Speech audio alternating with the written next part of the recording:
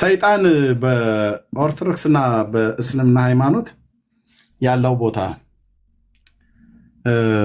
የሁለቱም ቤት ላይ ማለት ነውና ምናልባት አሁን ኡስታዝ ሊሄድ ስለሆነ ስራ ሊገባ ስለሆነ ብዙ አንልም፣ ግን በዚህ በሰይጣን ላይ ባለው ግን ከሆነ አንድ ፕሮግራም አዘጋጃለሁ እያስባለሁ የሚገቡ ከሆነ ኦኬ። እርስ በርሳቸው እንጠያየቅ ተባብለዋል።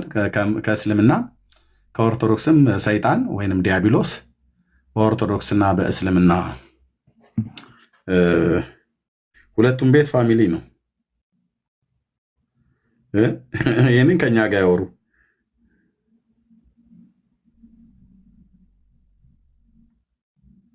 እርስ በርስ ቢያወሩ አይሰራም። ኦርቶዶክስ ያው ቅድም እኮ ጨረፍ አድርጓል። ጅኒ ወንድሞች እህቶች አሉን ይላል። ሚስት ባሎችም ይላሉ መሰለኝ። ስለ ጅኒ በጣም ነው አቡ ሃይደር በተለይ የጅኒ ፍቅር በጣም የያዘው ሰው ነው። በጣም ነው የሚያወራው። ደግሞ እነዚህ ጋር ያው ሁልጊዜ እንደተረከው ነው ያስከብራሉ ሰይጣንን። ምንድነው የቀትር ጋኔል ምናምን የሚሉት እንትን አለ ተክለ ሃይማኖት ምናምን የገረዙት ምናምን ስላለ በጣም ከባድ ነው። እነሱ ይሄ ዘሴም እንትን ኢኳል ማች የሚያደርጉ እንትኖች ሜዳ ላይ እንደመግባት ማለት ነው። አንዱ ሲጥለው አንዱ ሲገለብጠው ከኛ ጋር ነው በፊታችን የማይቆሙት። ኦኬ አዎ ወንድምነት ኦኬ፣ ይህንን ርዕስ እንቀጥለዋለን አሁን ማለት ነው። ምናልባት ጌታ ፈቀደ የተወሰነ እንሄድበታለን። እሺ፣ ከእስልምና እና ከኦርቶዶክስ እምነት ያለ ሰው ካለ እኛ የወንጌላውያን አማኞች እናንተ እርስ በርስ ብትጠያየቁ ምንም ፋሚሊ ከፋሚሊ ነው የምትጠያየቁት። ሰይጣን በእስልምና ሃይማኖት ትልቅ ቦታ አለው። ዘመድ ወገን የስጋ ልደት ሁሉ ኖሮት ጂኒዎች እህቶችና ጂኒዎች ወንድሞች አሉን ብለዋል። ከጂኒዎችም ጋር ሁሉ ጭምር የመጋባት አይነት ነገር እንዳለ ስም ሃይማኖት ጋኔን ማለት ነው። የአየር ላይ ጋኔን ጂኒ ሰይጣን ማለት ነው። ዲያብሎስ ፋሚሊ ነው፣ ቤተሰብ ነው።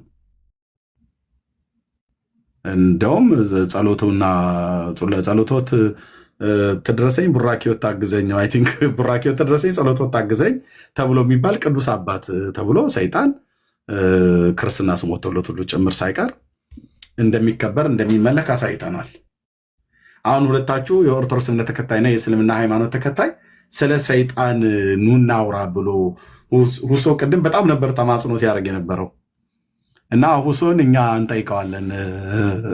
አንድ ኦርቶዶክስና አንድ የእስልምና ሃይማኖት ጎን ለጎን አድርገን እኔ ብጠይቃቸው እና ቢመልሱልን እነሱም ስለ እኛ ቢጠይቁን የወንጌላውያን አማኞች ነን። ከሰይጣን ጋር ምንም ዝምድናም የለንም፣ ህብረትም የለንም። ያለው ሰይጣን በእኛ ዘንድ ያለው ስፍራ ከእግራችን በታች ነው። በእስልምና ግን እንደዛ አይደለም፣ በካቶሊክ በኦርቶዶክስም እንደዛ አይደለም። ስለዚህ እርስ በርስ ከምትጠያየቁ እኛ እናንተም ብንጠይቃችሁ ምን ይመስላችኋል?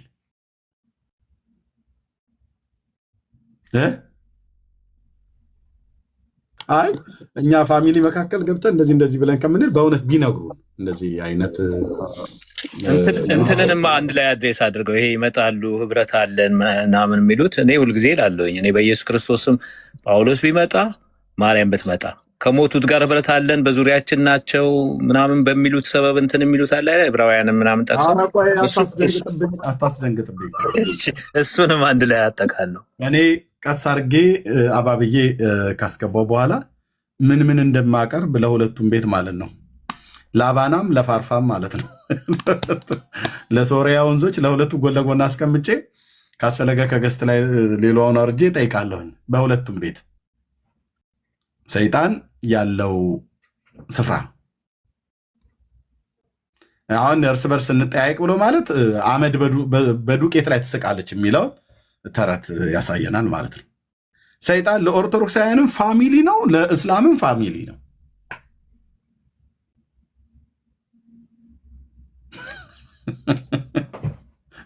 እስኪ ግቡ። ከእስልምና ሃይማኖት ከኦርቶዶክስ ያላችሁ በሰይጣን ላይ እናወራ እየተባባላችሁ ቅድም ስትዛዛቱ ስለሰማን እስኪ ኑ እኛ እንጠይቃችሁ። እኛ ከእሱ ጋር ምንም ፋሚሊ ስላይደለን ማለት ነው፣ ልንሆንም ስለማንችል እልቅ ቤተሰቡ መጠየቅ ፈልጋለሁ። ኦርቶዶክስ ቤተሰብ ናት ከሰይጣን ጋር፣ ሙስሊሞችም ቤተሰብ ናቸው ከሰይጣን ጋር። በመድኃኒዓለም ኑና መልሱልን እስኪ። ሪፖርት አለው ፕሊዝ ወገኖች፣ ፕሊዝ። አየህ ጉድ ሊወጣ ሲል አሁን ሁለቱ በአንድነት ወዳጅ ሆነው እኔ ቤት ላይ ሪፖርት ሊያደርጉ ነው። አሁን በዚህ አንድ ይሆናሉ። ልብ በል በዚህ አይ ወገናችንን ዘመዳችንን ሊቀጠቅጠው ነው ኤርምያስ፣ ሰይጣንንማ እናስነካውን ብሎ በሚል ሁለቱ በአንድነት ይቆማሉ። ወይ እኛን ይጠይቁን ስለ ሰይጣን ማለት ነው።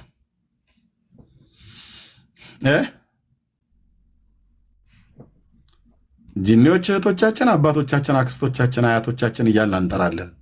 እንዲህ አንጠራም። ኑ እስኪ ወገኖች እንደው በጌታ አንድ ሰው አንድ ከእስልምና አንድ ከኦርቶዶክስ ስለ ሰይጣን አፉን ሞልቶ ደረቱን ነፍቶ ሊመሰክር የሚችል ሙስሊም እንደዚሁም የኦርቶዶክስ እምነት ተከታይ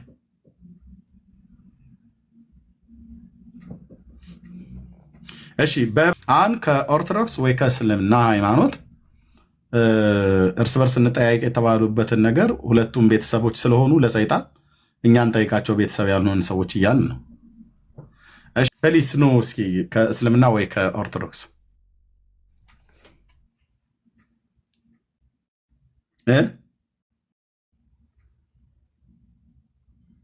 ገባ ገባ በሉ።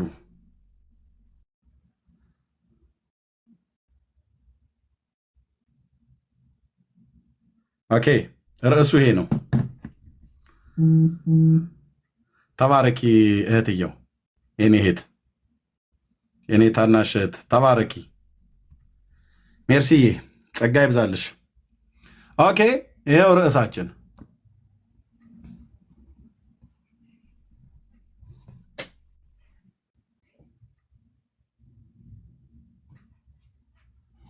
ሰይጣን በቅንፍ ዲያብሎስ በኦርቶዶክስና በእስልምና ያለው ቦታ።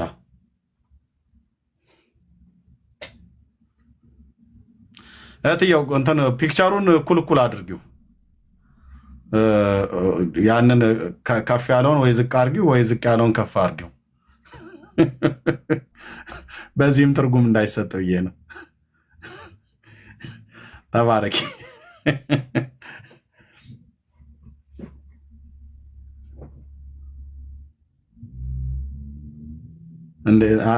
እንደዚህ የሚባል ነገር የለም። ዲያቆን ኤፍሬም እንደዚህማ እያልክ ሞራላችንን አትገለውም። ይመጣሉ ነው የሚባለው። እንዴ በዚህ ርዕስ ማንም አይመጣም? ይመጣሉ። ሁለቱም ቤት እኮ ሰይጣን እኮ ቅዱስ ሆኖ እኮ ይመለካል። በእስልምናም ሃይማኖት መስጊድ ተሰርቶለታል፣ የጂኒ መስጊድ ተብሎ ማለት ነው። በኦርቶዶክስም ቤተክርስቲያን ተሰርቶለታል፣ ታንጾለታል፣ ታቦተ ሕግ ተቀርጾለታል። ካልሆነ ዳጊን አስገባውና መልስ ይሰጥበታል በዚህ ጉዳይ። ሁለቱም ካልገቡ ማለት ነው። ወንድምነት ምን ትላለህ?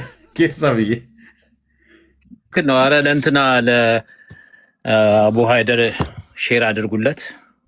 አቡ ሃይደር ከሁለት ጊዜ ተገናኝተናል። ኤርሚ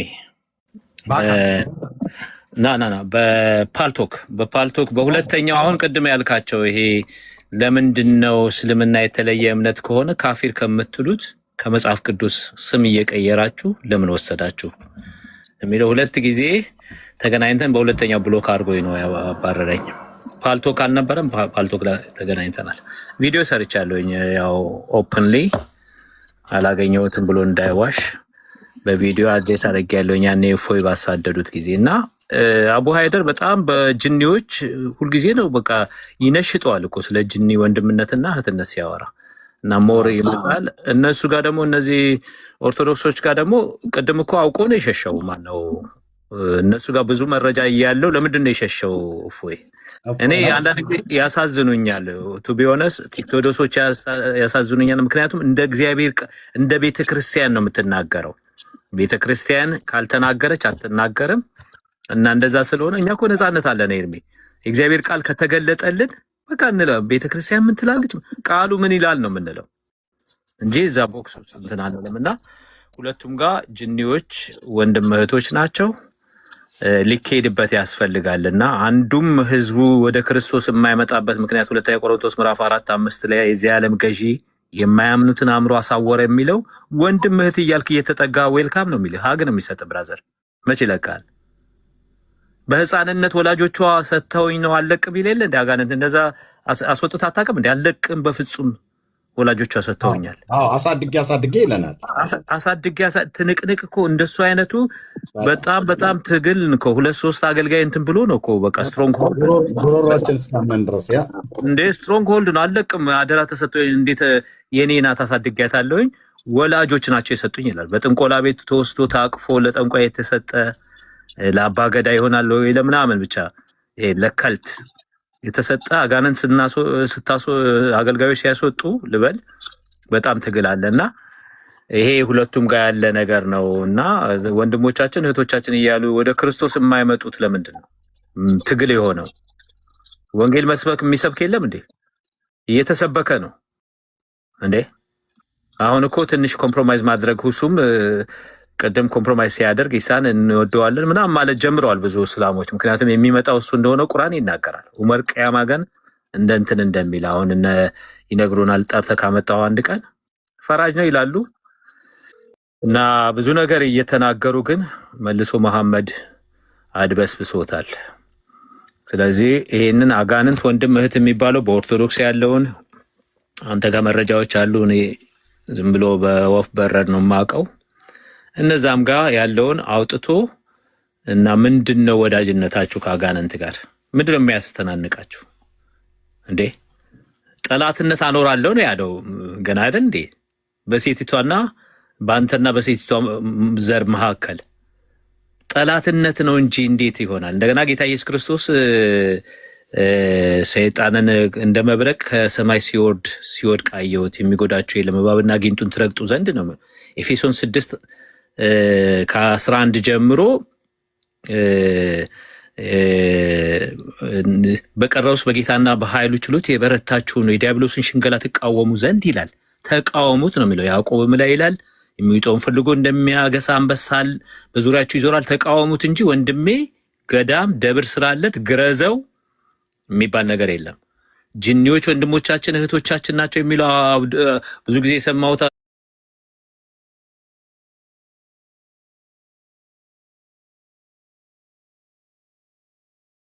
ነሳ። በቃ በቋንቋው ሲያነጋግሩት ጠፋኩ ጠፋ። እንዴ አንድ ጊዜ እኮ በጣም እኮ አልተያዘም ነበር። ሶሻል ሚዲያውን ሁሉ እኮ ሞልቶታ አቡ ሃይደር። አሁን ወፍ የለም። በራሱ በሜዳው ያጫውቱት ጀመረና አቡ ሃይደርም ካለ ሼር አድርጉትና እስኪ ስለ ጅኒ ወንድም እህቶቻችን እናገባለን የሚሉ ሴቶች ሰምቻለሁ እንደዚህ አይነት ነገር እና ምንድነው ወዳጅነታችሁ ምንድነው? እስኪ ያንን መተው ቢዘግቡን ጥሩ ነው። እና ጥሩ ሐሳብ ነው ይሄን ማንቃት። ምክንያቱም እኛ አሁን እነሱ አይልቀቁት፣ ግን ከስር ያለው ህዝብ ይሄም አለ ብሎ እንዲነቃ እናደርገዋለን። ኦኬ አዌርነስ ነው የምንፈጥረው። አዌርነስ ነው የምንፈጥረው። ያ እውነት ነው። እሺ ካላችሁ እዚህ ስላላችሁ ማለት ቢሃይንድ ባይ ከምትሰሙት ውጭ እንኳን እዚህ ውስጥ ያላችሁ ካላችሁ ብትገቡ በጣም ደስ ይለናል። ስላላችሁ ማለት ነው። በየቤተ እምነታችሁ ሰይጣን ምን ስፍራ ነው ያለው? ምን አይነት ስፍራ አለው? ሰይጣን በኦርቶዶክስ ምን አይነት ስፍራ ነው ያለው? ሰይጣን በሙስሊሞች ዘንድ ምን አይነት ስፍራ ነው ያለው? ምን አይነት ቦታ አለው? ምን አይነት ቦታ ነው የሚሰጠው? የክብር ቦታ ወይስ የውርደት ቦታ?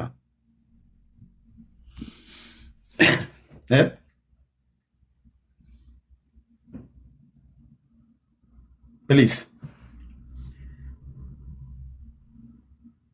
እርስ በርስ ከምትጠራሩ እኛ ብንጠራችሁ ብሎ በሚል ነው።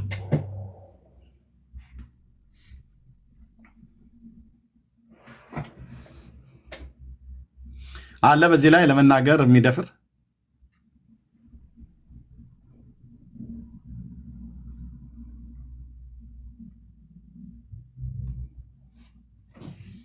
ማራናታ ብቻ ነች ሼር የምታደርገው። 400 ሰው አለ። ከሷ ውጭ ግን ሌላ ሼር የሚያደርግ የለም። ማራናታ የምትባል እህት ናት ሼር የምታደርገው።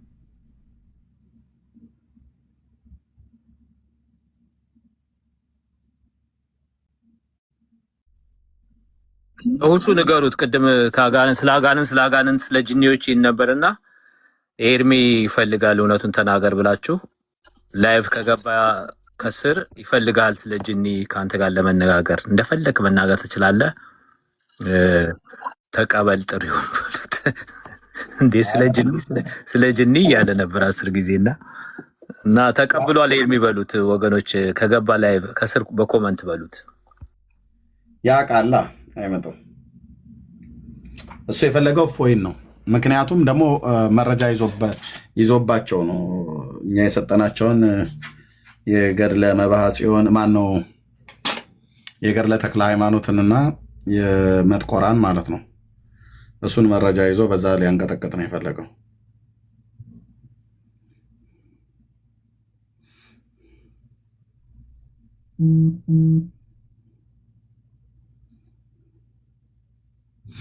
ኦኬ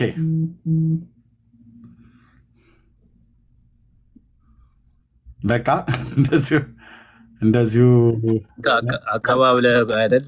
ዝም ብለህ አካባቢ ያውቁሃል እኮ አካባቢ ላይ እየጠበክ እንደሆነ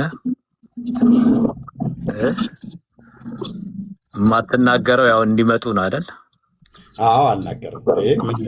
ምን አፋል ቤተሰቦቻቸው ይናገሩ፣ ቤተሰቦቹ ይናገሩ። የሰይጣን ቤተሰቦች ቅዱስ ነው ብለው የቀደሱትና ወንድምና እህት ነው ብለው ያሉት ፋሚሊ ነው አይደል? እኔ አሁን ስለ ሰው ፋሚሊ አላውቅም። በመጀመሪያ ፋሚሊ ነው፣ ዘመዴ ነው፣ አባቴ ነው፣ በረከቱ ይደርብን ብለው ያሉ ሰዎች እነሱ ቢናገሩ ነው ጥሩ። እኔ ከዛ በኋላ ጥያቄ ይኖረኛል። እንደ አንድ ወንጌል አማኝ እኛ ጥያቄ ይኖረናል እዛ ሰዓት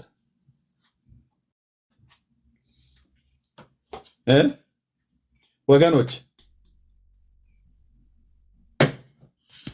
እሺ ኦኬ። አሁን ሰው ባይኖርም እገባበታለሁ ይህንን ርዕስ።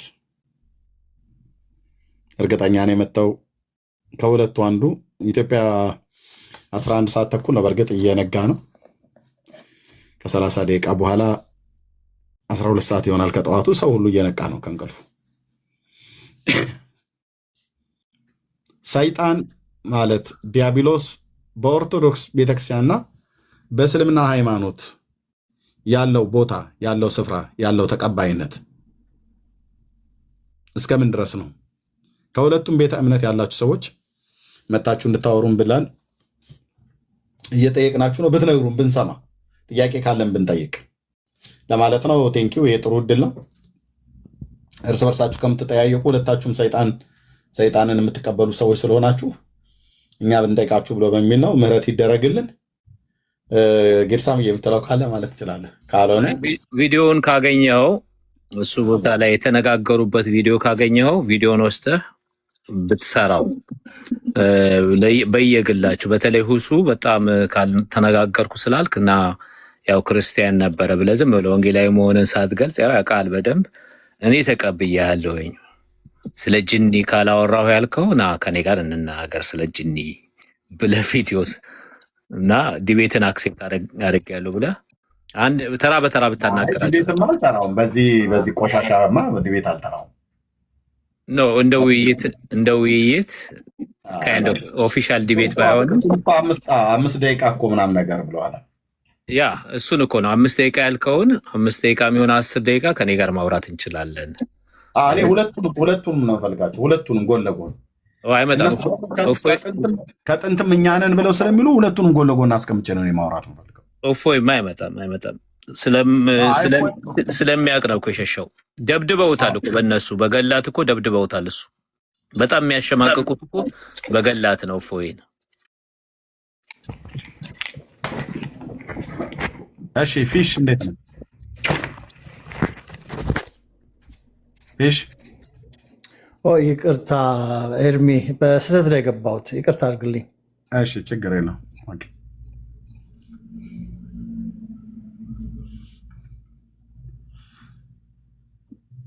ኦኬ ይሄንማ አይደፍሩትም።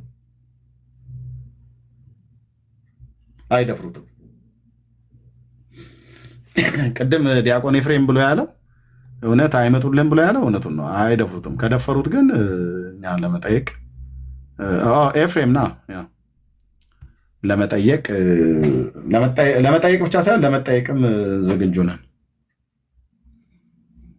ምን አስበህ ነው ግን አይመጡልህም ያልከው ኤፍሬም?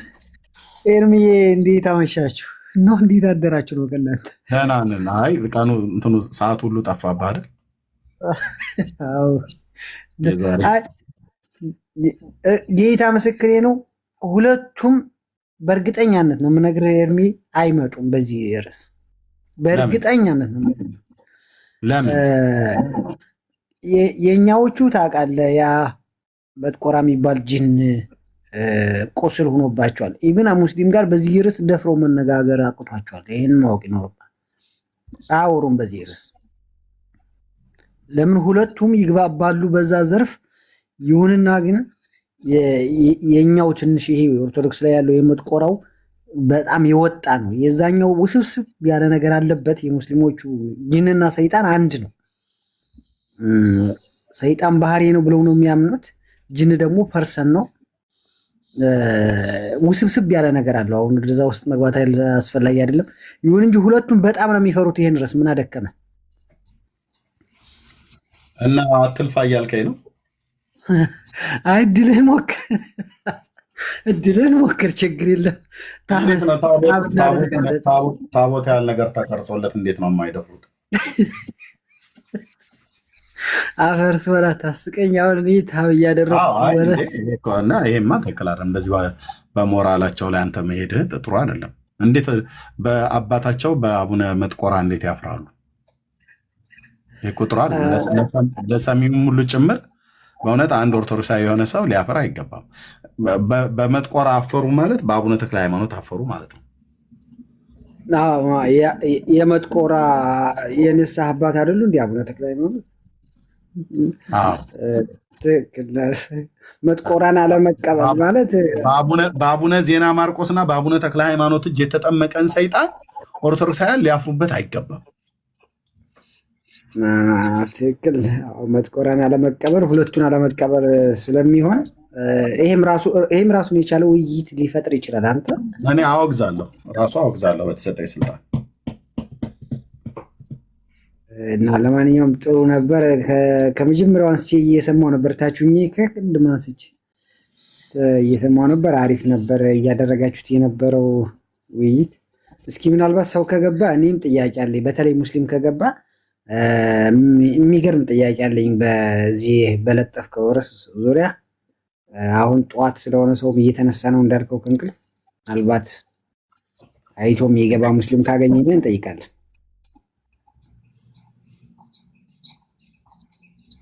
እታች ኮሜንት እንኳን እኮ የሚጽፍ እኮ ጠፋ ታውቃለህ። ግን አንድ ከራዲዮን የሚል ልጅ ሴት ይሁን ወንድ አላውቅም እንጂ ካየው ሳበው ውስጥ ወፍ ነው፣ ተሳዳቢ ወፍ ነው። ከራዲዮ ወፍ ነው፣ የወፍ ዝርያ ነው። ነጭ ወፍ ነው አለ ኦርቶዶክስ አለ። ዚቅ ላይ ነው የማውቀው ድሮ ገና ልጅ ሆኜ። እና የወፍ ነገር ጥራጥሬ ለምንድን ነው የምስበው?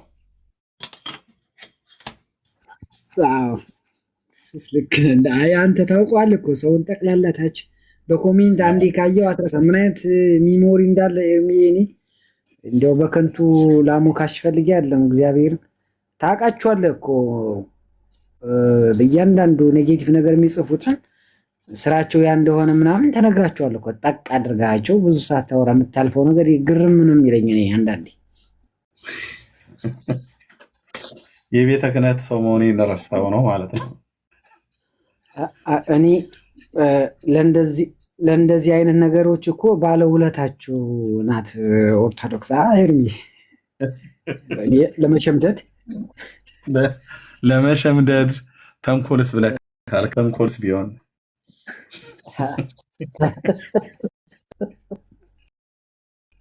ነው ያለው። ዋናው ጣል እኔ አልወጣኝም፣ ተንኮል አልወጣኝም።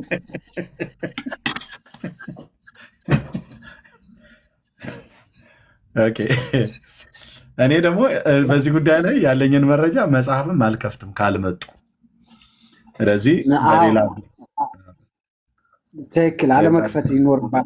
ለምን መሰለህ? ከገቡ በኋላ ነው መከፈት ያለብን። ኖ በፍጹም አልከፍትም። ብራቮ ልልህ ነበር። ልልህ ነበር መጀመሪያ። መረጃ ማባከን ነው። መረጃ ማባከን ነው። አዎ እሱን ልልህ እኮ ነው። ልክ ነው። ተባረክ ኤርሚዬ፣ መምህራችን ነህ። ወንድማችን መምህር አይደለም። ኤፊ ይስተካከል። መምህራችን ኢየሱስ ነው። መምህራችን ኢየሱስ ነው። አንድ መምህር አላችሁ ተብለናል። አዎ ያው እኔ ወንድማችን በስጋም እያስተማርከን ነው። ብዙ ስርዓት ያለው ነገር እኮ እያስተማርከን ነው። የእግዚአብሔርን ቃል ስርዓት ያለውን ነገር እንዴት ማውራት እንዳለብን እኮ ብዙ ማለት ከጥላቻ ካላየነ በቀር ሀቅ ለመናገር ኤርሚ ብዙ ነገር ተምረንባል። ስለዚህ ትክክልና ያው እኔ ግን ለውዳሴ ከንቱ አይደለም ይሄን ያልኩ ብዙ የተማርኩት ነገር ስላለ ነው። ወንድማችን ነው፣ በወንጌል ወንድማችን ሆናል። ያ ተባረክልን፣ ጸጋ ይብዛልህ። እሺ፣ ስለዚህ ሰው ስለማይመጣ የኢትዮጵያ ምሽት ላይ ያደርገዋለሁ። ጌርሳምዬ ፕሮግራሙን አይተን ጌታ ይፈቅድ ወይ ነገ ወይ ተነገ ወዲያ የኢትዮጵያ ምሽት ላይ ያደርገዋለሁ። በዚህ ጉዳይ ላይ አጭር እኛን እንዴት እንደነቀፉን አጭር ላንብብ። ኤርሜኛ በደንብ ይኸው። እሺ አጭር ነው የማነበው፣ አንተ ብዙውን ስለምትይዘው። ጋኔን እንዴት ወደ ሰው አርአያነት ይለወጣል የሚል የመናፍቃን መንፈስ የተጠናወተህ ካለ ካን ዩ ብሊቭ? ጋኔን እንዴት ወደ ሰው አርአያነት ይለወጣል የሚል ሰው የመናፍቃን መንፈስ የተናወጠ ነው ካለ እነሆ መጽሐፍ ቅዱስን አስቀድመ ተመልከት እያለ ከንጉሥ ናቡከደነጾር ጋር አነጻጽሮ እንዴት ወደ እንስሳ እንደተለወጠ አታውቅምን? የማይሆን ማዛመድ እሱ አልልህ ነው። እና እኛን እንኳን ራሱ ጋኔን ወደ ሰውነት መለወጡን ያልተቀበልን ወልፈው ነው የጻፉት። ወልፈው ነው። እሱን ከፈለግ ፎርዋርድ አደርግልሃለሁ። በጣም ሰፊ እንትን የያዘ መጥቆራ ንስሐ ገብቶ በክርስቶስ አምኖ ለጽድቅ የበቃው የአየር ጋኔን በስሙ ያመናችሁ የክርስቶስ ወገኖች ሁላችሁ ኑ የእግዚአብሔር የምሕረት መጠን እዩ። ይህ በፎቶ የምታዩት ቤተክርስቲያን በሀገራችን የሚገኘው በአቡነ ፄዋ አልቀጥለው አይደለ? ኤርሚያ አንተ ሙሉውን ስለምታመጣው ሙሉ ናት በለው። ግን ፄዋ ለጽድቅ ማለት ነው። እና በአቡነ ፄዋ ለጽድቅ ስም የታነጸ ነው አቡነ እያለ ይቀጥላል። ያው ታሪኩ እዚህ ጋር አለ፣ በስፋት አለ፣ አንተም ጋር አለ። ግን እኔ የገረመኝ እኛን መወለፋቸው ይህንን ባለማመናችን ይሄ የአየር ላይ ጋኔል ወደ ሰውነት ተለወጠ የምንለው ተብሎ የተጻፈውን አለመቀበላችን ወልፈውናል። መናፍቅ መንፈስ የተጸናወታቸው የማያምኑ ምን ትለዋለህ? እንደዚህ አይነት ነገር ተወልፈናል። መጥቆራን ሰው ሆነ የሚለውን አሜን አሜን ባለማለታችን ወገኖች መናፍቅ መንፈስ የተጸናወታችሁ ተብላችኋል። እንዲህ አይነት ፈተና ነው የገጠመን። ያ ቴንኪዩ ጌርሳምዬ፣ በዚህ ጉዳይ እንቀጥልበታለን። አንተም ጋር ከከፈትክ ወይ እኔም ከፍታለሁ በዚሁ ርዕስ ላይ አይ ቲንክ የዛሬው ጫጫታ ስላለ አሁን ሲነጋም በየግላቸው ቤት ሊከፍቱ ይችላሉ እንጂ እዚህ ቦታ ላይ መጥተው በዚህ ጉዳይ ላይ ሊያወሩ ይችላሉ ብሎ የሚለውን ነገር ቅድም ኤፍሬም ሲናገር ነበር። አይመጡልህም ብሎ ያለው እውነት ነው፣ አይመጡ። ሁለቱም ቤት የሚያሳፍር ነገር ስላለ ማለት ነው። እና በተለይ በየትኛውም ቤተክርስቲያን ወይ ደግሞ ቤተ እምነት ውስጥ ላለው ወገኖች ማለት ነው፣ በተለይ የኛዎቹን የኔ ራሴን ቤተሰብ ልናገር፣ ወንጌላውያን ወንድሞች እናቶች፣ እኛ እንደምታውቁት መጽሐፍ ቅዱስን ሙሉ በሙሉ ነው የምንቀበለው። 39ኙን የአዲስ ኪዳን የብሉይ ኪዳን መጽሐፍት እንደዚሁም ደግሞ 27ቱን የአዲስ ኪዳን መጽሐፍት እንቀበላለን። ስልጣናዊ የእግዚአብሔር ቃል ናቸው ብለን እንቀበላለን። ዘመን የማይሽራቸው የእግዚአብሔር ቃል ናቸው ብለን እናምናለን። ግን አብዛኞቻችን ጋር የብሉይ ኪዳን መጽሐፍት ላይ የእውቀት እጥረት እንዳለ ያለሁኝ። ይህም አንድም ያለማንበብ፣ ሁለተኛ ደግሞ አለማንበብ፣ መጽሐፍ ቅዱስን በግል በራሱ አለማንበብ፣ ሁለተኛ እንደገና ደግሞ በብሉይ ኪዳን መጽሐፍት ላይ የተጻፉ ጽሁፎችንም አለማገላበጥ፣ እውቀቱም ያላቸውን በጣም ብዙ ምሁራንን እነሱንም አለመስማት ችግር አለብን። እሱ ላይ በደንብ እንታጠቅ። በእርግጥ እኛ ጋር ተሰልፎ ከእኛ ጋር ተሰልፎ አይደለም ዛሬ የነበረው ነገር ይታየው ማለት ነው። ወንጌላውያን አማኞች ጋር በእርግጠኝነት ለመናገር ለራሴ ለማድላት ሳይሆን ከኦርቶዶክሳውያኑ ወገኖች በተሻለ ብሉያትና አዲስ ኪዳንን በተሻለ እናውቃለን፣ ያውቃሉ ወገኔ ማለት ነው። ያነበበው ወገኔ ያውቃል፣ የማያውቀው ግን አያውቅም። እና ግን እንደው ዝም ብዬ ለእግዚአብሔር ሕዝብ ግን የምናገረው ብሉይ ኪዳን መጽሐፍት አዲስ ኪዳንን ደጋግመን ያነበብነውን ያህል ብሉይ ኪዳንም ተደጋግሞ መነበብ አለበት። ተደጋግሞ የዛሬውን አሁን የዛሬው በቀደሙት ነቢያት የተሰበከው ማን ነው? ያህዌ ነው ወይስ አላህ ነው ብሎ የሚል ነው። እንግዲህ በቀደሙ ነቢያት ከተባለ የቀደሙቱ ነቢያት ከማን የቀደሙ ማለቱ ነው? ከመሐመድ ማለት ነው። ከመሐመድ የቀደሙ ነቢያት የመጨረሻው እንግዲህ የብሉይ ኪዳን ነቢይ መጥምቁ ዮሐንስ ነው። መጥምቁ ዮሐንስ ከተነሳ ከ600 ዓመት በኋላ ነው የአብዱላሂ ልጅ የተነሳው ማለት ነው። ኦኬ። መጥምቁ ዮሐንስ ከመነሳቱ ደግሞ ከ400 ዓመት በፊት ደግሞ የመጨረሻው በመጽሐፍ ደረጃ ሚልኪያስ የሚባለው ነቢይ ነበረ። በመጽሐፍ ደረጃ ነው ያልኩትኝ። በመጽሐፍ ደረጃ ነበረ። እነ ዘካርያስ እነ ሐጌ የተነሱበት ዘመን ማለት ነው፣ በተሐድሶ ዘመን እና ከሙሴ እስከ ሚልኪያስ ወይ ደግሞ ከአብርሃም እስከ ሚልኪያስ ድረስ በቀደሙ ነቢያት አባቶች የተመለከው ማን ነው? አብርሃም ማን ነበር ያመለከው? ማን ነው ሊናገር የሚችል? ይሄንን የትኛው ሙስሊም ቆሞ ኢብራሂም ብሎ አብርሃምን ኢብራሂም ብሎ ስለጠራ አብርሃም ለማ ነበር ይሰዋ የነበረው? መስዋዕትን ሰውቷል። በቤርሸባ ስሙን ጠርቷል። ኦኬ፣ ስሙን ጠርቷል። አጋር የሚያየኝን አየው ብላለች። ያ የእግዚአብሔር መልአክ ተብሎ የተባለው እሱ ነው አይደለም ብሎ የሚለው አምላክ ነው ራሱ ቴዎፋኒስ ነው ወይስ የጌታ መልአክ ነው ብሎ የሚለውን ከነሱ ስያሜው ጭምር ቦታውን የተናገረችበት በዛ በሱር ምድረ በዳ ስትንከራተት የነበረችበት ለልጁ ለእሽማኤልም ይሁን ለይስሐቅ የነገራቸው አብርሃም አባት ማንን ነበር? ይሄ በእንግዲህ ታሪክ ይጠይቃል ማለት ነው። ታሪክም በደንብ የጥንት መካከለኛው ምስራቅን ታሪክ ይጠይቅ፣ በታሪክ በኤቪደንስ የተደገፈ ማለት ነው። በዚያም ሙስሊሞች ቢያዙ በሙሉ በዜሮ ነው የሚወጡት። በዜሮ ገና በመጀመሪያው 5 ደቂቃ ላይ ብትንተናቸው ነው የምታጠፋው ማለት ነው። ሁለተኛ የብሉይ ኪዳን ነቢያት የተገለጡት የብሉይ ኪዳን ነቢያት በስም የሚታወቁት ከሙሴ ዘመን ጀምሮ ራሱ ሙሴም ጨምሮ ማለት ነው ያመለኩት ማንን ነው? የጠሩት ማንን ነው? በሲና የተገለጠው ማን ነው? በሲና ተገልጦ ያወራው ሙሴ ምንድነው ብሎ ያለው? ሙሴ እንግዲህ አረባዊ አይደለም፣ ሙሴ ኢትዮጵያዊ አይደለም። በግዕዝ አልተጻፈለትም ለሙሴ፣ በግዕዝ አላወራውም። አምላክ እግዚአብሔር ሲያወራው ነበር። የአምላክን ድምፅ ሰምቷል። በእሳት ውስጥ የሚያነጋግረው ሰው ሙሴ ነው። ሙሴ ደግሞ ዕብራዊ ነው ማለት እስራኤላዊ ነው። ነገደ ትውልዱ ከሌዊ ነገድ የሆነ መሆኑ ይታወቃል። ስለዚህ አምላክ ሲያወራው በራሱ ቋንቋ ነው ያወራው ማለት ነው። ማለት ሙሴ በሚሰማው ቋንቋ ነው ያወራው። ይሄም ማለት በዕብራይስጥ ነው ያወራው ማለት ነው።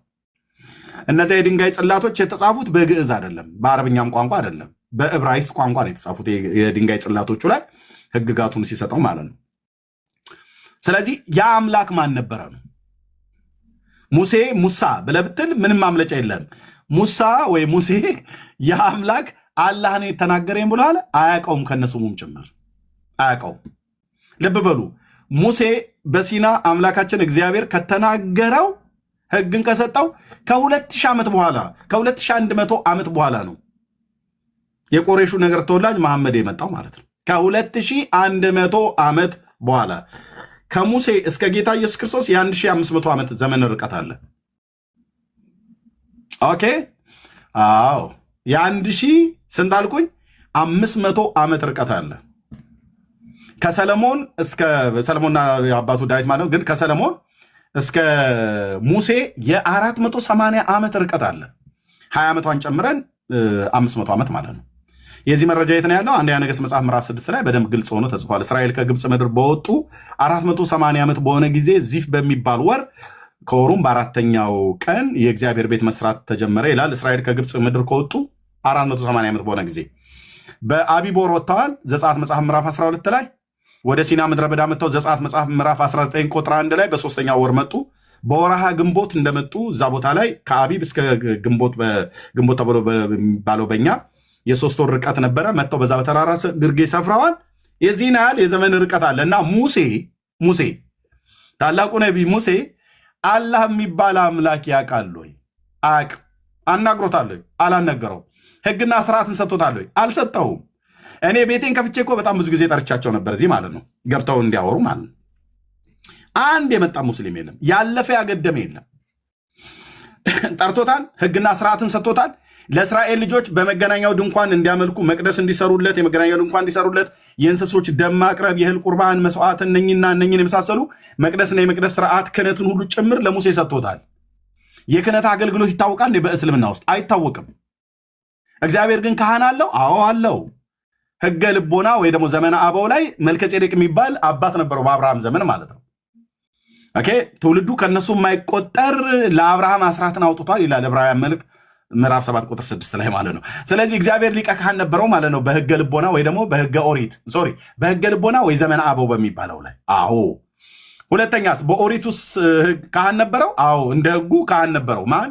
አሮን የሚባል ማለት ነው። ስለዚህ የክህነትን አገልግሎት ሰጥቷቸዋል ለእስራኤላውያን። መቅደስ ሰጥቷቸዋል፣ ታቦት ሰጥቷቸዋል፣ የዕጣን መሰዊያ፣ እነኝና እነኝን የመሳሰሉ በሙሉ የአገልግሎቱን የመቅደሱን ስርዓት ሙሉ በሙሉ ሰጥቷቸዋል። ይህንን አላህን የሰጠኝ ነው ብሎ ያለው ጌታ ማነው? ሙሴ ወይስ ያህዌን የሰጠኝ ብሎ ያለው? ያህዌ ነው፣ ያህዌ ነው። ወይ ነዱ አልኩኝ ቅድም እፎይ ስር በሆን ኖሮ ብዬ እስክል ድረስ ማለት ነው። ያህዌን የሰጠኝ ብሎ ያለው። እሺ፣ የብሉይ ኪዳን ነቢያት ማናቸውም ቢሆኑ ኤርምያስም ቢሆን ኢሳያስ፣ ዕንባቆምም ይሁን ሶፎንያስ፣ ሐጌም ይሁን ዘካርያስ አላህን የሰጠን ብለው ተናግረዋል። ከነስሙም ጭምር አያውቁትም። ወንድሞቼ ናቶች፣ እሺ፣ አንዳቸውም የብሉይ ኪዳን ነቢያት ከ600 ዓመት ክርስትና ከተመሰረተ ከ600 ዓመት በኋላ የተፈጠረውን በሳውዲ አረቢያው ሰውዬ የተፈጠረውን አምላክ አያውቁትም በስም። የሰራዊት ጌታ እግዚአብሔር እንዲህ ይላል ብለው ሲሉ የተናገሩት እግዚአብሔር ብሎ የሚል ቃል በቃል አታሳዩንም ብሎ አሉ። ኦኬ፣ ልክ ነው። ብሉይ ኪዳን የተጻፈው በአማርኛ ሳይሆን የተጻፈው በዕብራይስጥ ስለሆነ የብሉይ ኪዳኑ የዕብራይስጡ ቋንቋ እግዚአብሔር ብሎ የሚለውን ቃል አይጠቀምም። እግዚአብሔር ማለት የግዕዝ ቃል ስለሆነ ማለት ነው። ኦኬ፣ ዩድ ሄ ቫቬ ግን እያለ ይጠቀማል። ያህዌ እያለ ይጠቀማል። ኤሎሂም እያለ ይጠቀማል። ግን የዕብራይስጡ ማለት ነው። አላህ ግን ብሎ አይጠቀምም።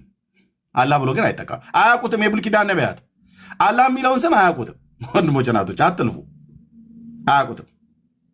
ኦኬ፣ በፍጹም አያውቁትም። ለዚህ ነው ተጠያቂውም አልተገለጠም እያለ ብሎ ሲል የነበረው ማለት ነው። እንኳን ለነ ሙሴ አይደለም ለነ ሁሱ እንኳን አልተገለጠላቸውም አላህ ብለው የሚሉት የሚያመልኩት ማለት ነው።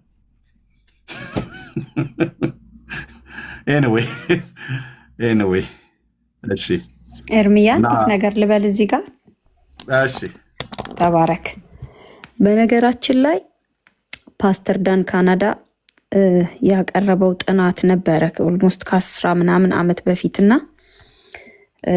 አላህ የሚለው ስም በዚያ ጊዜ በሚድል ኢስት እዛ አካባቢ ላይ ይመለኩ ከነበሩ በየቀኑ ማለት ለጣዖቶቻቸው ከተሰጡ የጣዖት ስሞች የሚመለክ የአንድ ጣዖት ስም እንደነበረ ጥናት ያሳያል።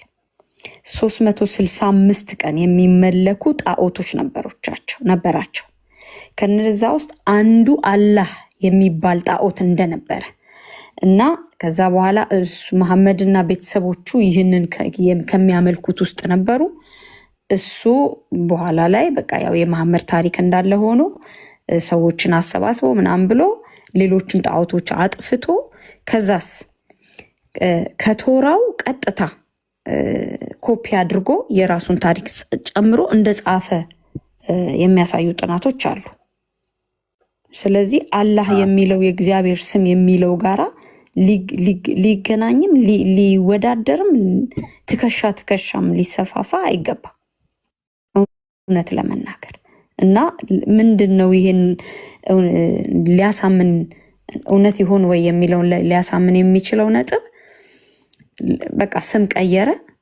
እንዲያውም አንድ አባባል አለ ማለት እንዳፈ ታሪክ ነው፣ ግን ቅድም ልለው ሞክር ያለውና ጉድጓድ ቆፍሮ ነው ይባላል። መሐመድ አይሁዳዊውን አፍኖ ጉድጓድ ቆፍሮ ይህንን የብሉይ መጽሐፍ ኮፒዎች ከጻፈ በራሱ ካጻፈ በኋላ ካስተረጎመ በኋላ እንዲያውም ያን ሰው ገደለው ይባላል። እና ይህንን መጽሐፍ ይዞ የራሱን ታሪክ ጨምሮ ከዛ በኋላ ስታዩት ቁርአኑን ስታነቡ የማይገቡ ነገሮች ከእግዚአብሔር ማለት ከአንድ ነብይ የማይጠበቅ ነገሮች ሁሉ ታያላችሁ። የ6 ዓመት ልጅ አግብቶ ታነባላችሁ። ብዙ ብዙ ነገሮች እና እስልምናንም ከማስፋፋት ጋር ነው ራሱ የራሱን ህግ ጨምሮ አንድ ሰው ማስተዳደር ከቻለ እኩል ፍቅር መስጠት ከቻለ እስከ 4 ሚስት ያገባል። ደግሞ በዚህ ፕላኑ በቃ ምድርን ለመሙላት በሄደበት ትክክል ጥሩ አስቦ አድርጓል። የሚገርመው እኮ ሚስት ራሷ ፈቅዳ ነው የምትድረው። ልክ እንደ ጽድቅ ይቆጠርልሻል እየተባለች ማለት ነው። እሷ እየወለደች ስትደክም ወይንም በመሀል ላይ የሚሆን ባሏን ድጋሚ እንዴ በቃ ልትድረው ነው እኮ ተብሎ ሞራል ይሰጣታል። እንደዚህ አይነት የእግዚአብሔርን ህግ የሚጻረር ነገር ሁሉ ተጨምሮ የተጻፈው በቃ ከዚህ የተነሳ ነው የሚለውን ራሱ በእውነትም እንደው አፈ ታሪክ ነው ብዬ እንዳልይዘው የሚመስል ነገር አለው ብዬ እንዳምን በራሴ ያደርገኛል። በቃ ይዛ ያለውን ለዚህ ነው መጽሐፋቸው ቅድምም ሲነጋገሩ ሰምታችኋል። መጽሐፋቸው ላይ ባለቤቶች የመጽሐፉን ባለቤቶች ጠይቃቸው የሚል አለ። ከዚህ በፊት እንደው ጥቂት ልበል። በሲኤንኤ ላይ እንደው ኤርሜ ከፈለክ እልክልሃለሁ የዚህን ሰው ከ10 ዓመት በፊት ከእስልምና ወደ ክርስትና የመጣ ህንዳዊ ነውና ራሱ ኢማም ሼክ ምናምን ሆኖ እዛው ቁርአኑ ላይ ስለ ኢሳ የተጻፈውን ኢሳ የሚሉት ኢየሱስን ነው የተጻፈውን ሲያነብ ኢሳ ቃል ነው ይላል፣ የእግዚአብሔር ቃል ነው ይላል ኢሳ። ከዛ ደግሞ ሰማይና ምድርን እግዚአብሔር በቃል ፈጠረ ይላል። ስለዚህ ዓለም ሁሉ በሱ ተፈጠረ ይላል። ይሄ ነገር ጥያቄ ፈጥሮበት በዚህ ጥያቄ ውስጥ እያለ ጥያቄ ካለ ወይንም ደግሞ የመጽሐፉን ባለቤቶች ሄደው መጠየቅ እንደሚቻል ምን ማለት ነው? ቁርአን ራሱ ላይ ተጽፏል። መጽሐፍ ቅዱስን ሪፈር ማድረግ እንደሚያስፈልግ እነሱን ጠይቃቸው፣ ባለቤቶቹን ጠይቃቸው ስለሚል በእነሱ ደግሞ ካቶሊኮች ያን ጊዜ ከእስራኤላውያን ወይም የይሁዲው መጽሐፍ ወስደውታል፣ ደብቀውታል ብሎ ስለሚታመን እሱ ቀጥታ የካቶሊክን መጽሐፍ ቅዱስ አነበበ። ከዛ በኋላ ክርስቲያን ሆነ ማለት ነው። ተሰዶ አሜሪካ ገባ። ሲኤንኤን ከፈለጋችሁ ልክላችኋለሁ፣ አለኝ ቪዲዮ ኔ በደንብ ፖይንትድ አድርጎ እና ተባረክ። ስለዚህ አላህ እግዚአብሔር ስም አይደለም። ያ ተባረክ እህትዬም። አንድ ነገር ግን ማድረግ ያለብን ነገር ያለ ይመስለኛል እኛ ክርስቲያን ወንድሞችና እህቶች። ኦኬ ጥሩ ነው፣ ከውጭ ምንጮችን መጠቃቀስ ጥሩ ነው። ግን በእስልምና ሃይማኖት ላይ ትልልቅ ስራ እየሰሩም ያሉ ወንጌላውያን አገሩ በቀል በሀገር ውስጥ ያሉ ወንድሞች እህቶች አሉ፣ እስልምና ላይ በትክክል የሚሰሩ ማለት ነው። እኔ አሁን እስልምና ላይ እኔ ከምናገር ወንድሜ ማሜ ቢናገር ነው የምመርጠው። ዝም ነው የምለው። ምንም አይነት በብዙ ሺዎች በሚሊዮን ትውልድ ምንድነው ቢሰማን እድሉም ባገኝ በእስልምና አቅጣጫ ይናገር ከተባለ ማሜ እንዲናገር ነው የምፈቅደው። ኡስታዝ ቅድም የወጣው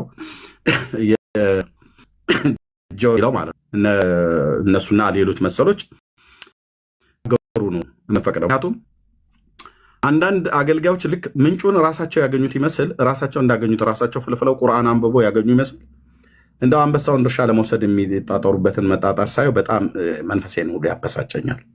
አሁን ዳንስ ለሺ ቁርአን አንብቦ አይደለም ያወቀው፣ እስልምና ላይ ተክተው የሰሩ ወንድሞችና እህቶች የሚጠቅሷቸው ጥቅሶች ነው።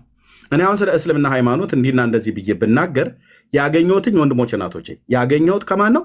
ከነማሜና ከነ ዳንኤል እውነት ለሁሉ እስልምና ላይ ከሚሰሩ አይዶ ነው። የዚህን ሰው ይሄን ጽሁፍ ታውቀዋለህ፣ ይሄን መጽሐፍ ታውቀዋለህ ብዬ አስባለሁ። ማሜ አለ ማይኮን እስከበት የዚህን ሰው ስሙ እንዳጠራው አይ ቲንክ ምናልባት የሚታወቅ ሰው ይመስለኛል።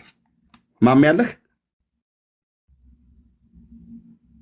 እሺ ጌርሳሚ ይሄን መጽሐፍ ታውቀዋለህ? ያየሁት ስሙ ግን እየታየ ነው። አዎ ችግር የለም። አይ ይሄኛው ችግር የለም የሚታይ መጽሐፉ ስለሚታይ ማለት ነው። እውነቱ ይሄ ነው ብሎ የሚል ለአህመድ ዲዳት ተከታዮች መልስ የተሰጠ ነው። መቼ ነው የተጻፈው? በኢትዮጵያ 1999 ዓ ም ማለት ነው። በሀገሬ በኢትዮጵያ ሳለው ጨምሮ አነበው የነበረ መጽሐፍት ነው። ይሄ ማለት የዛሬ 19 ዓመት ማለት ነው። በቃ እስልምና ዜሮ የሚከት ነገር በትክክል የጻፈ ሰው ነውና በጣም እግዚአብሔር አምላክ ይባርከው። ጥሩ ጽሁፍ፣ ጥሩ መጽሐፍ ጽፏል። በቃ እና እንደዚህ የደከሙ ሰዎች አሉ። መጽሐፍቶቻቸውን ማንም ያላየ ማንም የማያውቀው ማለት ነው። እኛ ምናልባት ዩቲዩብ ላይ እንደዚህና እንደዚህን አይነት መጽሐፍቶችን ያነበቡ ሰዎች ተባራሪ የሆኑ መረጃዎችም ማለት ነው። እኔ አሁን እስልምና ላይ ልናገር ብዬ ካልኩኝ የምናገረው አለ። እስልምናን ሃይማኖት ለወንጌል ስርጭት በምንወጣ ሰዓት ላይ አንዳንድ የሚጠቅሙ ነገሮች ብለው ከተነገሩ ነገር አንዱ ወንድማችን አሁን ወደ ጌታ ሄዷል። ፓስተር ደጀኔ አብርሃ የምታውቁት ቀድሞ አማኑኤል ብረት ቤተክርስቲያን ነበረ። በኋላ ላይ ወደኛ ወደ ኢትዮጵያ ጉባኤ እግዚአብሔር ቤተክርስቲያን መጥቶ 6 ኪሎ አጥቢያ ነበረ የነበረው ማለት ነው። እና እሱ ነው እስልምና ላይ የተወሰነ ኮርስ የሰጠን ማለት ነው። መሐመድ ነገዱ ከቆሬሽ ነገር እንደሆነ በመካና በመዲና አካባቢ ይኖር እንደነበረ ከዲጃን ማግባቱ እስልምና በ600 ምናምን ነገር ዓመተ ዓለም ላይ እንደተመሰረተ በዛ በመካና በመዲና አካባቢ ላይ ይመለኩ ከነበሩት ጣዖታት መካከል አንደኛው ጣዖት አላህ ተብሎ እንደሚጠራ ደጀኔ አብርሃም የዛሬ 25 ዓመት አካባቢ ነበር ሲነግረን የነበረው። ደጀኔ አብርሃም ትንሽ እስልምና ላይ እውቀቱ ነበረው። የባሌ ጎባም ተወላጅ ነው እና አሁን ወደ ጌታ ሄደዋል። ፓስተር ደጀኔ አብርሃም ታውቁት ማለት ነው። እና ምን ለማለት ነው፣ እስልምና ላይ በጣም ተግተው የሰሩ ወንድሞች እህቶች አሉ። በጣም ብዙ ጊዜ አሁን ዳንኤል እውነት ለሁሉን ዌብሳይት በጣም ብዙዎቻችን ሄደን አናነብም። ብናነብም ይሄን ምንጭ ያገኘኑ ከዛ ነው ብለን አንጠቅስም። ከዛ ይልቅ የውጭ ሰዎችን ነው የምንጠቅሰው። ዳን ስለሺ ዜሮ ነው። ቁርአን ላይ ምንም የሚያውቀው ነገር የለም ምንም። አንዳንድ ሰዎች ሌሎች በደከሙበት ይገቡና አንበሳውን ድርሻ ለመውሰድ ይፈልጋሉ። ኖ ዳን ስለሺ ቁርአን ላይ ዜሮ ነው። ምንም የሚያውቀው ነገር የለም። ኤርሚያስ እኔ ቁርአን ላይ ምንም የማውቀው ነገር የለም ዜሮ ነው። ቁርአን ላይ የሰሩ ሰዎች አሉ። በቃ መጽሐፍ የጻፉ በደንብ አብጠርጥረው የእስልምናውን አስተምሮት ከክርስትና አስተምሮት የተለየ መሆኑን፣ እስልምና መቼ እንደተመሰረተ፣ በማን እንደተመሰረተ፣ እውነቱ ምን ያህል ነው፣ ሐሰቱነቱስ ምን ያህል ነው ብሎ የሚለው ነገር በደንብ ጥናት ወስደው የሰሩ በእስልምና ሃይማኖት ውስጥ ያሉ ማለት ነው። ኡስታዝዬ ቢኖር ደስ ባለ የነበረ ተመልሶ ቢመጣ አይ ቲንክ ወጥቷል መሰለኝ። ኡስታዝ ቅድም የገባው ጆን ማለት የአንድ ወረዳ የመስጊድ አጠቃላይ በአንድ ወረዳ ውስጥ ያሉ መስጊዶች የነሱ ሁሉ ኢማም ነበር። ኦኬ በኦርቶዶክስ ተዋሕዶ ቤተክርስቲያን አስተምሮ ከተባለ ሊቀ ጳጳስ ተብሎ እንደመጠራት ማለት ነው። ኦኬ ሊቀ ጳጳስ ጳጳስ ሊቀ ጳጳስ ማለት ነው። የአንድ የአህጉረ ስብከት ሊቀ ጳጳስ ማለት ነው። ትልቅ የፖዚሽን ማለት ነው። ቀድም ገብቶ የነበረው ጆን የሚባለው ማለት ነው። እስልምናን አረብኛን አፍ መፍቻ ቋንቋ ነው የሚመስለው።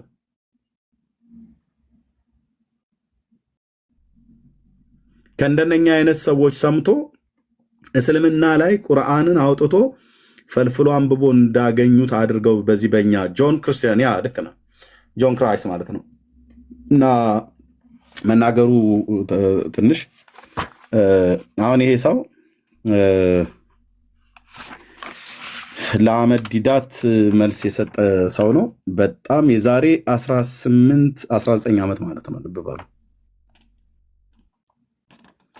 ይሄን መጽሐፍ አይዶ ነው አሁን የምታገኙት አይመስለኝም። ካገኛችሁት ግን ግዙት። እኔ እጅ ላይ 19 ዓመት ቆይቷል። 1999 ዓመተ ምህረት ነው የተዘጋጀው። እስልምና ላይ በጣም በጣም በጣም የጻፈ ለአህመድ ዲዳት መጽሐፍት መልስ የሰጠ ነው። በቃ ቁጭ ቁጭ ቁጭ ቁጭ ቁጭ ቁጭ ነው ያደረገው እያንዳንዷን በነጥብ በነጥብ። ይሄ ብቻ አይደለም፣ ከዚህም በኋላ የተጻፉ ብዙ መጽሐፍቶች አሉና ምን ለማለት ነው፣ እዚህ የኛ አበሾች የሆኑ ኢትዮጵያውያን ወንድሞች መጽሐፍ ስለ ወንጌላውያን አማኞች እስልምና በከፍተኛ ስራ እንደሚሰሩ ሲመሰክር ነበር። እፎይ እንደውም ዲበኩሉ ለምን እንደዚህ ብለህ ተመሰክርላቸዋለህ እስኪል ድረስ ማለት ነው። ጆ አለ ይኸው መጣ። ቆይ ኡስታዝዬ መጣ። ቴንክ ዩ። ምን አለ? ለምን እንደዚህ ብለህ ተመሰክርላቸዋለህ ብሎ እስኪል ድረስ ማለት ነው። ኡስታዝ ማነው እፎይ ምንድን ያለው? ከኛ ከኦርቶዶክሳውያኑ ይልቅ ወንጌላውያኑ እስልምና ላይ በከፍተኛ ደረጃ እየሰሩ ነው አለ። በከፍተኛ ደረጃ እየሰሩ ነው አለ። እውነት እኮ ነው። ኦርቶዶክሳውያን በእስልምና ላይ ከመስራት አኳያ ጫፋችን አይደርሱም። ራሱ እፎይ መስክሯል።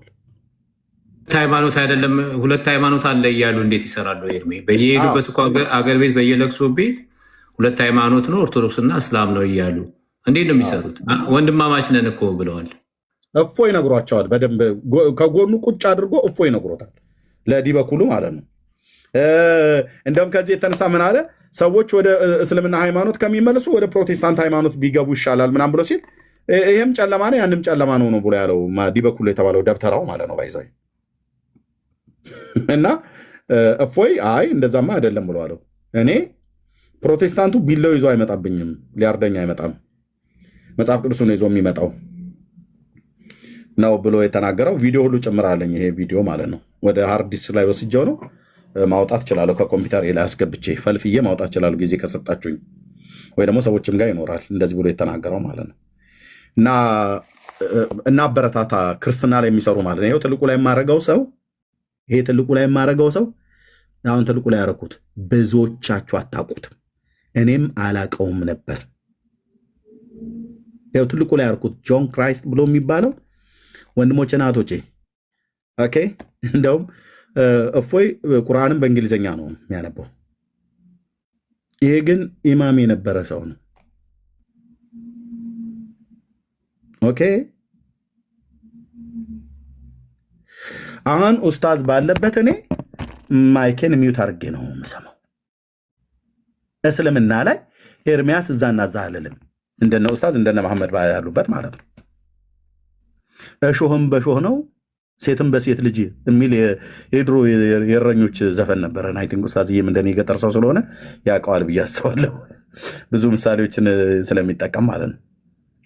እሾህን በሾህ ነው ሴትም በሴት ልጅ የሚል አለ። አየህ ሙስሊሞችን ለመድረስ ከፈለክ በቃ የኡስታዝን ቀኝ እጅ ነው ማበርታት፣ የነማሜን ነው ቀኝ እጅ ማበርታት። ፓስተር ሁሉ በማያውቀው እየገባ ከኡስታዞቹና ከአንዳንድ መጽሐፍቶች ያገኘውን ሱረቱ አልበቅራህ ላይ እንዲህ ይላል ብዬ ብል አሁን በእኔ አያምርም። ከዚህ ይልቅ ማሜ እና ኡስታዝ ባሉበት ለእነሱ ብናገር ይሻላል። እና ቴንኪው ኡስታዝዬ በድጋሚ እንኳን ደህና መጣህ። ጌታ ኢየሱስ ይባርክ። አንተ እግዚአብሔር ሰው የምትለው ካለ ብትለን ደስ ይለናል። ተባረክልኝ ኤርሚ፣ እግዚአብሔር ያክብርልኝ።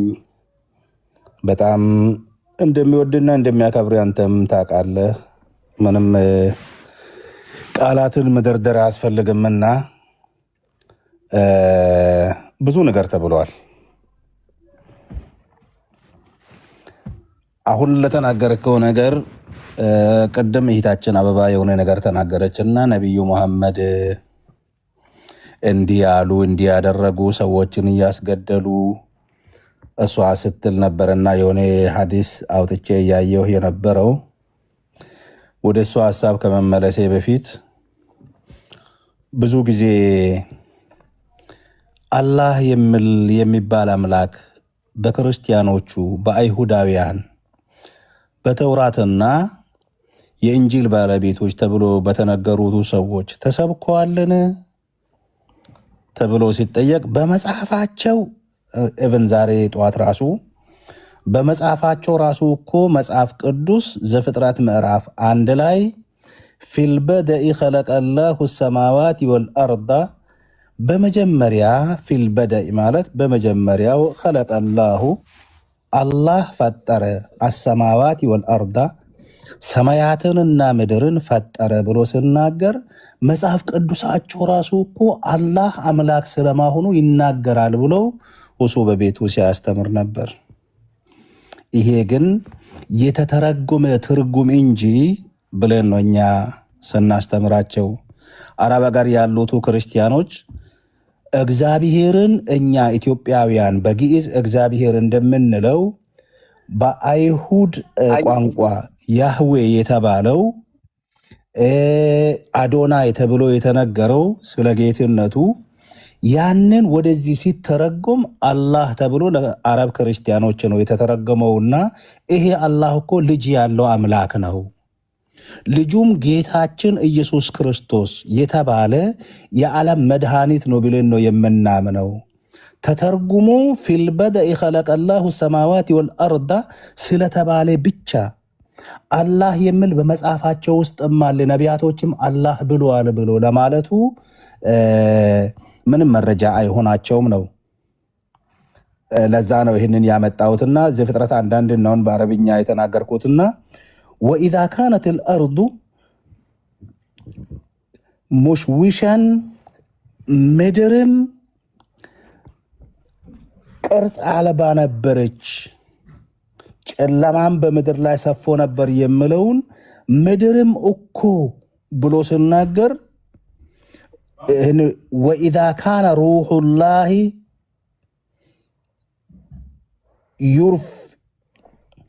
ዩረፍ እንትን አለብኝ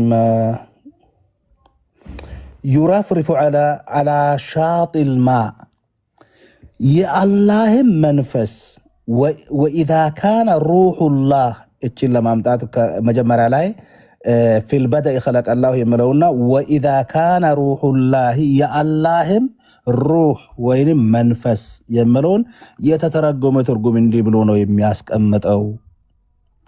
እንዲህ ስለተባለ ደግሞ ነቢያቶቹ አላህን ያውቃሉ ማለት አይደለም። አረብ ክርስቲያኖች ናቸው አምላካቸውን አላህ ብሎ የሚጠሩት።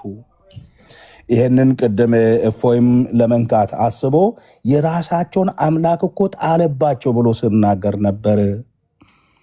እንዲህ በትርጉም ደረጃ የተቀመጡትን ሀሳብ አስቀምጦ አምላካችን አላህ በነቢያቶች ዘንድ ተሰብከዋል ለማለቱ አያስገዳቸውም ነው። ቅድም አበባ ላለችው ሰዎችን እያስገደለ ነው ያንን ያደረገው ለተባለው በሰሒህ ሙስሊም ለሌላ ጊዜ መያዝ ትችላላችሁና 2781 ሰሒህ ሙስሊም 2781 ባጭሩ እንደዚህ ብትይዙት ይሻላልና አንድ ሰውዬ ነበረ፣ ክርስቲያን ነው፣ ከነጅራን ጎሳ ነው።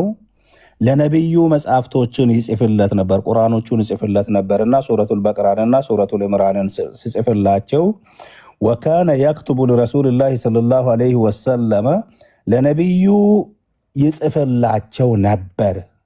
ይህ ሰውየው አንድ ነገር ተናገረ። ሐሳቡን ብቻ ልንገራችሁ እንትኑን ስለሰጠዋችሁና ነብዩ እኮ እኔ ከጻፍኩለት በቀር ምንም አያውቅም ብሎ ሲናገር ሰዎቹን አስልኮ አስገደለው።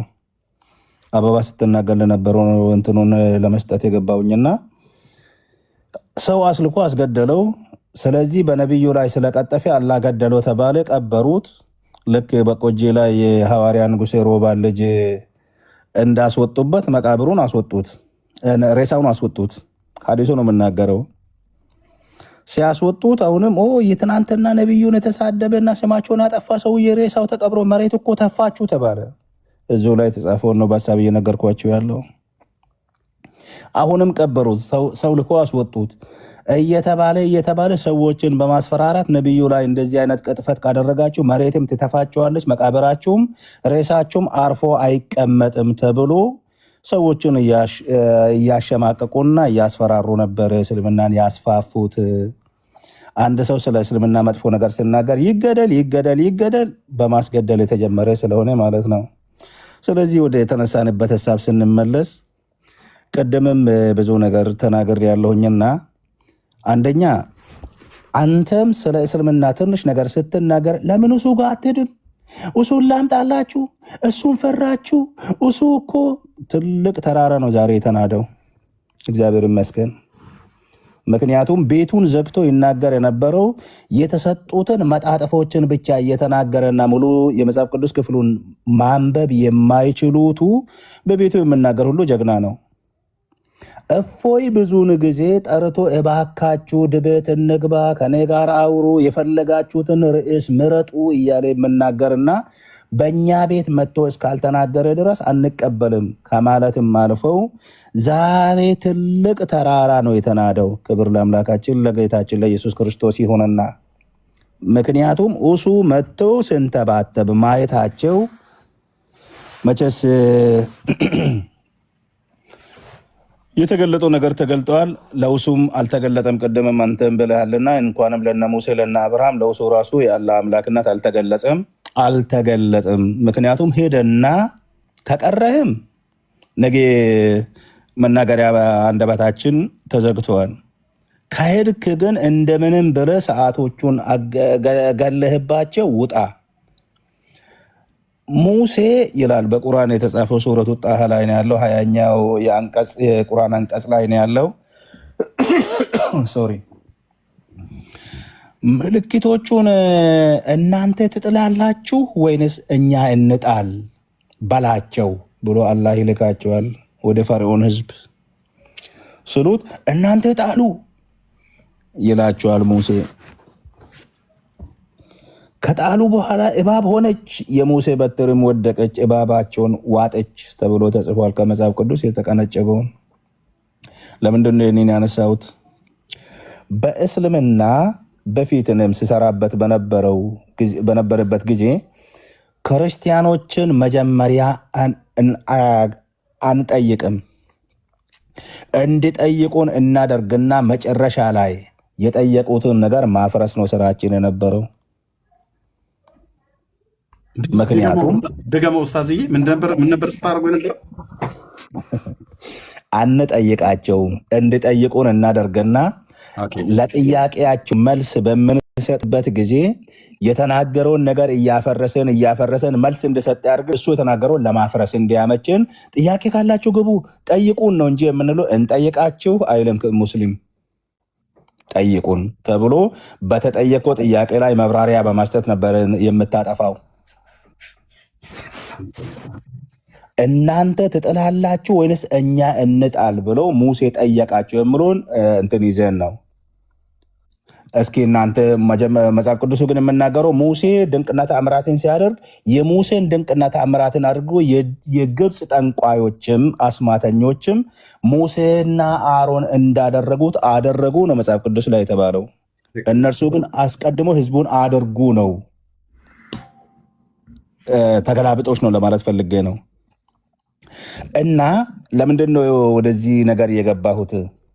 ሁሱ ቅድምም ስነገር እንደነበረው እነ እምራንን እነ ወሂድን ተስፋ አድርጎ ነበር ይህንን ዲቤት የገባበት።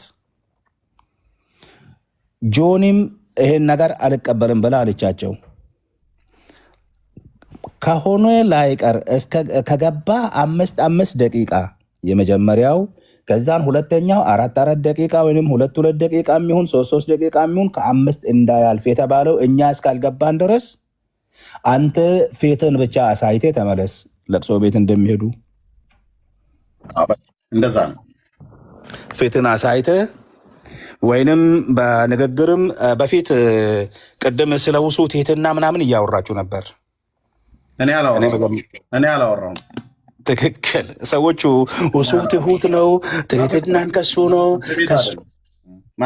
ትህትና አይደለም ያሳየው፣ ፍራቻ ነው። እኔ በፊቱ በቦክስ የተደበደበ እኮ ይመስላል። ቀላ ትሁት ቢሆን አንድም ቀን ክርስቲያን ወገኖቻችን ብሎ በቤቱ አይናገርም።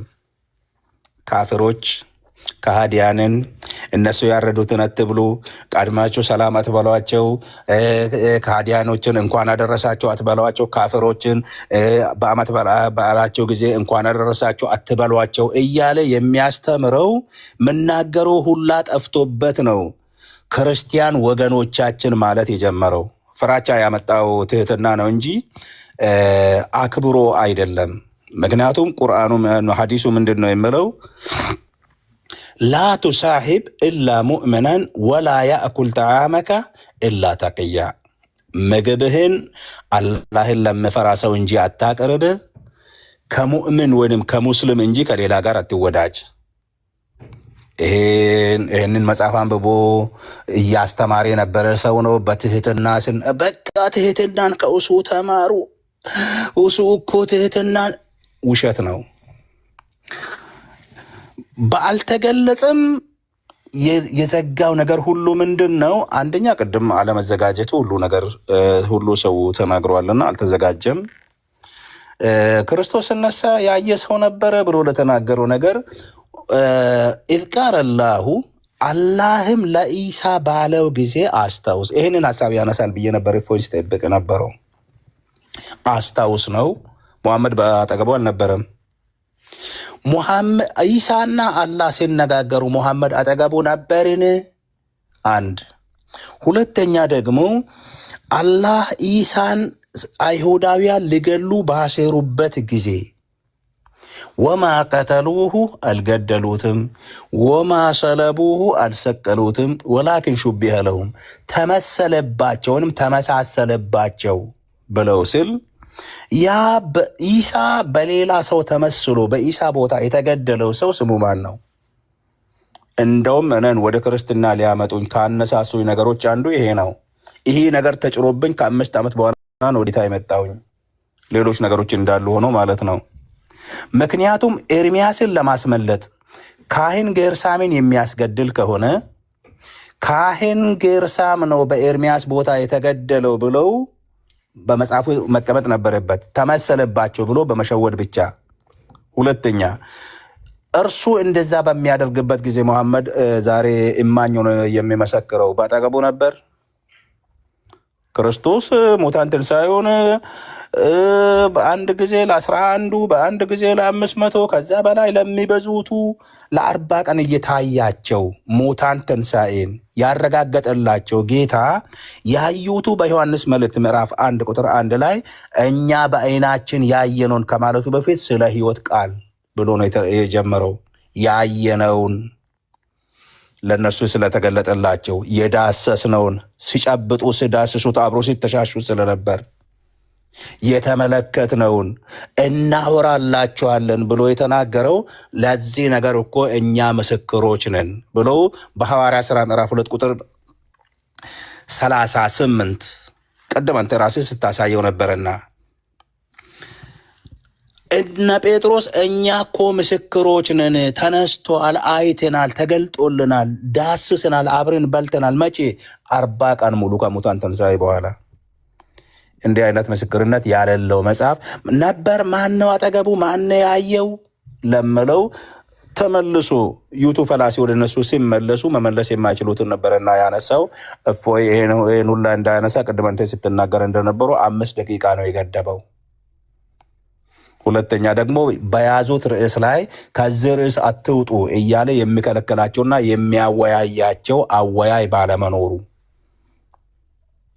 አወያይ ቢኖር ርዕሱን ለቃቸዋል። ልክ ቴዲ ሐዋሳ ሲያደርግ እንደነበሩ አረ ፈለጌ ርዕሱ ይሄ አይደለም፣ ኤርሚ ነገሩ እንዲህ አይደለም፣ አንተም ተረጋጋ ብሎ ሀሳብ የሚሰጥ አወያይ ባለመኖሩ ይሄን ያህል እድል ተገኝቶ በዚህ ላይ እንደ እድሉ እንደ አባት ተስፋ ያደረጉት ከአጎት ሲያንስ ያሳዝናል እንደሚባለው ነው የሆነብን።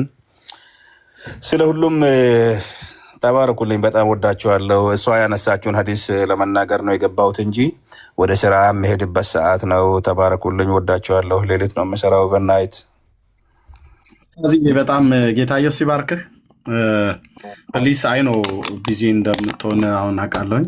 አሜሪካ ሀገር ስላለ ስራ አለ፣ ቤተሰብ አለ። ግን እንደው በቻልከው አቅም ግን አልተገናኘንም። እኔ ቢዚ ሆኜ ሳንደዋወል ቀረን።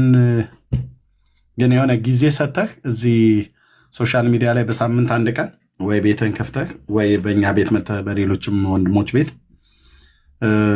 ያለህን እግዚአብሔር ያስታጠቀህን ምቅ ነገር ስለ ጌታ ስለ ኢየሱስ ክርስቶስ ስላዳነን ጌታ የምንመሰክርበትና ያንን የጨለማውን ስራ የምናፈርስበት በእውቀት ቢሆን በጣም እንወዳለን። አንተ ጋር በጣም ብዙ የምንማረው ነገር ስላለ ማለት ነው። አሁን እስልምና ላይ አንተ እያለ እዚህ ያለን ሰዎች አንዳችንም የመናገሩ ድፍረቱ የለንም። ኦኬ። እና ያ ቢሆን በጣም መልካም ነው ብዬ እላለሁ። ግን ደውልሃለሁ፣ ስልክ ስላለን በውስጥ እንደዋወላለን። ተባረክልን። በተለይ ጌታን የምታውቁ ወንድሞች እናቶች ግድ የላችሁም፣ ለራሳችሁ ህይወት ይጠቅማችኋል። ሁሌ ነው የምናገረው ወንድምነት እና መነገርም ያለበት ነው። ከቅዱሳን ህብረት አትቅሩ፣ ትበላላችሁ፣ በአውሬ ትበላላችሁ፣ በሐሰተኞች ትጠለፋላችሁ፣ በሰይጣን ሽንገላ ውስጥ ትወድቃላችሁ፣ እባብ በተንኮሉ ያስታችኋል። ቅዱስ ጳውሎስ እንዳለ ማለት ነው። እባብ በተንኮሉ ሔዋንን እንዳሳታት አሳባችሁ ተበላሽቶ ይላል። ከቅዱሳን ህብረት ከጎደላችሁ ከጸሎት ቃሉን ከማንበብ አብሮ ከእግዚአብሔር ሕዝብ ጋር ከመጸለይ ከህብረት ከጎደላችሁ ህሊናችሁ እየተበላሸ ይመጣል። ለጌታ ያለ ነገራችሁ ያ ቅንነት፣ ያ የዋህነት፣ ያለ ጸሎት መትጋት፣ ያ የእግዚአብሔርን ቃል ስንሰማ በእንባ እየታጠብን እጆቻችንን አንስተን በእውነትና በመንፈስ እግዚአብሔርን እናመልክበት የነበረውን ነገር ሁሉ ያጠፋባችኋል። እና በጣም ብዙ ሰው በሀገር ውስጥ በነበረበት ሰዓት ላይ በተለይ በውጭ ሀገር ያሉ ሰዎች በሀገር ውስጥ በነበሩበት ሰዓት ላይ ከኮተቤ መምህራን ኮሌጅ እስከ ጦር ኃይሎች ድረስ በእግራቸው እየሄዱ ጌታን ያመለኩ ሰዎች አሜሪካና ካናዳ፣ አውሮፓ ግን ሲገቡ